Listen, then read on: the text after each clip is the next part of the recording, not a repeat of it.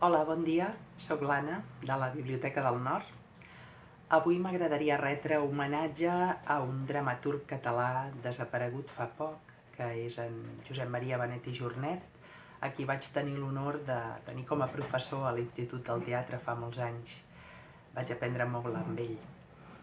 Avui, doncs, a les biblioteques de Sabadell recordem en Josep Maria Benet i Jornet a través d'un dels seus textos de l'obra E.R. de 1993, que està recollida en aquest volum de la seva obra completa.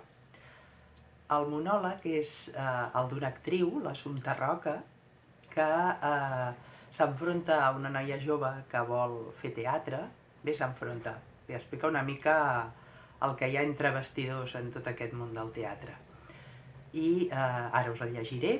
Només recordar que aquesta obra enfronta 3 actrius, cada una amb trajectòries diferents, i fa com una immersió en el món del teatre, en el que hi ha darrere, en el que passa quan ets una actriu que vol triomfar, quan les carreres divergeixen i cadascú fa el seu camí, i en aquest cas l'Assumpta Roca és una actriu que explica una mica el que es necessita per ser popular, i que a vegades molts anys de trajectòria en el món del teatre no signifiquen la popularitat i sortir un dia a la tele sí que la significa. Doncs bé, vaig intentar fer-ho bé, com l'Assumpta Roca, d'acord? Diu així. Doncs d'on cony has sortit? Ets de figuració? Vols triomfar a la tele, estimada? Ben fet, a la tele no paguen malament. I si aconsegueixes sortir-hi una vegada cada setmana, encara que només sigui per deixar anar un rot i desaparèixer, si aconsegueixes això, tranquil·la, ja hauràs triomfat. T'hauràs fet popular.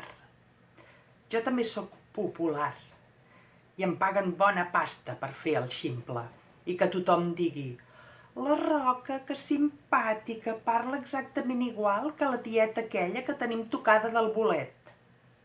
Nena, a la tele només s'hi fan merdes. Però si vols ser popular, tu treballa a la tele.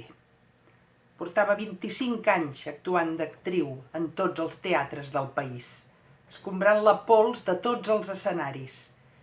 I dins el meu ofici m'havia fet un nom amb peces força decents, d'aquelles que expliquen la misèria i el ridícul de les nostres vides. Però de debò, no puc dir que fos popular. De cap manera. A mi qui m'ha fet popular i definitivament rica és la tele. Per tant, moltes gràcies a la tele. Però saps què et dic? Que n'estic fins als ovaris, que per aquí no m'hi tornaran a veure el pèl, que la Roca no aguanta més. Me'n torno al teatre. Ei, no me n'aniré del tot. Hi ha una empresa que vol que anunciï per la pantalla petita les compreses higièniques ideals.